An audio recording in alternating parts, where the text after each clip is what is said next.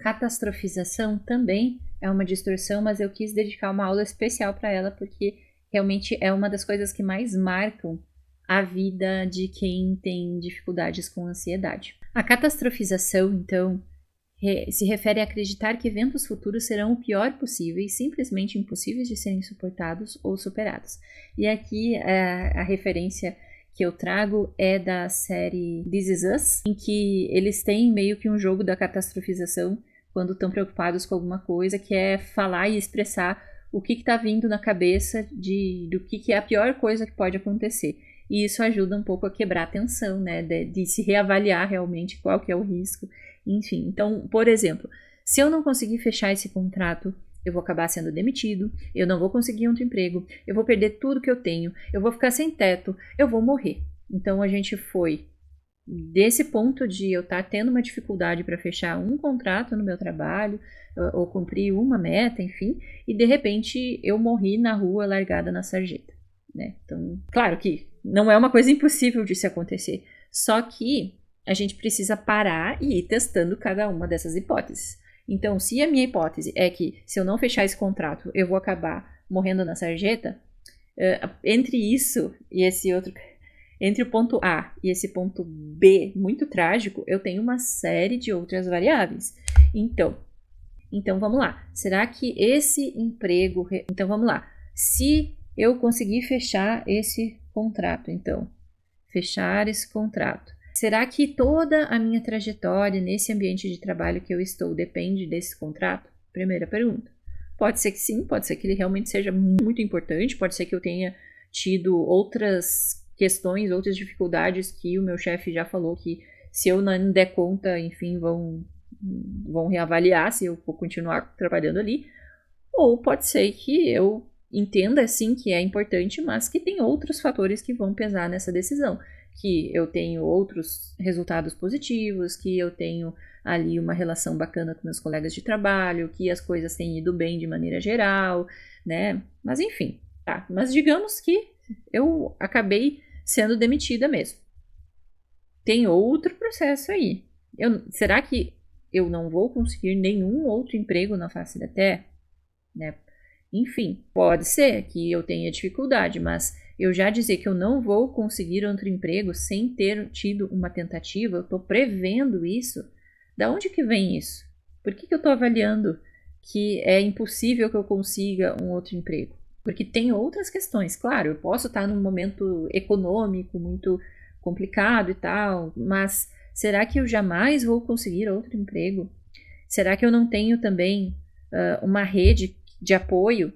Claro, tem pessoas que podem ter uma rede muito limitada de apoio, mas se acontecer isso, de eu ser demitida, de eu ter dificuldades para arrumar um emprego, eu vou ter outras questões ali, né? Primeiro que se eu sou carteira CLT, eu posso ter ali alguns meses de auxílio-desemprego, ou eu posso, ou se não for o caso, daqui a pouco eu posso ter a ajuda de algumas pessoas, ou eu posso vender algumas coisas, enfim.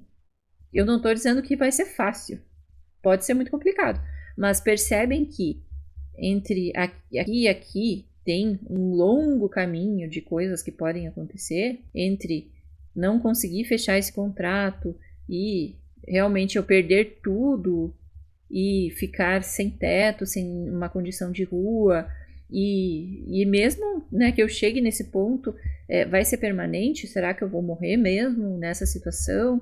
Eu não estou dizendo que não aconteça, não estou dizendo que é uma coisa impossível, até porque existem pessoas que acabam passando por uma grande dificuldade financeira que vão acabar em situação de rua. Porém, eu preciso avaliar também o quanto eu já estou aqui nesse ponto tão iminente a partir de uma ligação telefônica que eu estou tendo para tentar fechar um contrato de trabalho. Então, tem muita coisa que eu preciso avaliar para testar até que ponto essa hipótese tem uma grande probabilidade de acontecer ou seja pouquinho, né? E aí eu passo do 100% de catastrofização, não, porque eu acho que isso vai acontecer mesmo, no momento que eu passo a perguntar e fazer esses questionamentos e tal, eu posso ver que, na verdade, a chance de socorrer vai ser, sei lá, 5%, né? Então eu já reduzo bastante. Será que vale a pena eu catastrofizar tanto assim, sendo que eu tenho ali uma outra possibilidade de lidar com essa situação? São perguntas. E às vezes é na terapia que o profissional da psicologia vai auxiliar nesse processo, mas depois a gente vai conversar um pouquinho mais específico sobre como entra o papel da terapia. É importante também considerar que nós temos uma sobrecarga de informações e constantemente nós somos bombardeados por notícias, muitas vezes negativas, que alimenta pensamentos catastróficos. Lembra que quando a gente conversou sobre o celular, né? Às vezes eu fico vendo ali tanta tragédia, tanta exposição a eventos negativos, globais, em tempo real, e parece que tudo está sendo um grande, imenso desastre, que eu fico tendenciosa a achar que as coisas sempre vão dar errado, que vai ser tudo uma catástrofe, mesmo quando a probabilidade de algo tão ruim acontecer não seja tão iminente. Então, relembrando o modelo dos 3 círculos aqui, eu vou inflar muito o meu vermelho. E aí eu vou colocar uma lente vermelha em que eu vou estar o tempo todo vendo ameaças, vendo catástrofes, vendo desastres que podem acontecer na minha vida. Mesmo. O pensamento catastrófico envolve 2 erros no pensamento. O primeiro deles é assumir que uma situação indesejável é intolerável e 2, subestimar sua capacidade de enfrentá-la. Então, também tem questões que estão ligadas à minha autoavaliação de enfrentamento, de resiliência diante de situações de dificuldade que vão pesar na hora que eu estou catastrofizando, que eu sou sequestrada por esse pensamento catastrófico que parece que que me coloca numa posição de muito risco, de muita passividade, de muita impotência. E aí, para enfrentar as distorções, é importante que a gente observe o pensamento distorcido, trate como hipótese. Então, e aí como que a gente pode enfrentar as distorções? Observar o pensamento, tratar primeiro como uma hipótese antes de como uma certeza.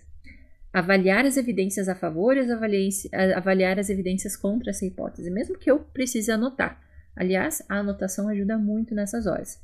Explore possibilidades alternativas e avalie as evidências de que as coisas pendem mais para um lado, pendem mais para o outro, e assim você vai determinando a probabilidade real de algo acontecer. E aí, também é interessante criar uma interpretação alternativa mais provável e autocompassiva. Quando eu vi que eu catastrofizei, quando eu vi que eu fiz uma distorção de leitura mental ou dos outros tipos que nós vemos, tenta dar uma interpretação alternativa, que daqui a pouco, se você vê que a tua hipótese ela é muito frágil nas evidências que você tem sobre ela, você pode tentar buscar interpretações alternativas, você pode conversar com as pessoas para ver o que realmente elas pensam, você pode buscar estratégias para lidar com as dificuldades que você está avaliando, enfim.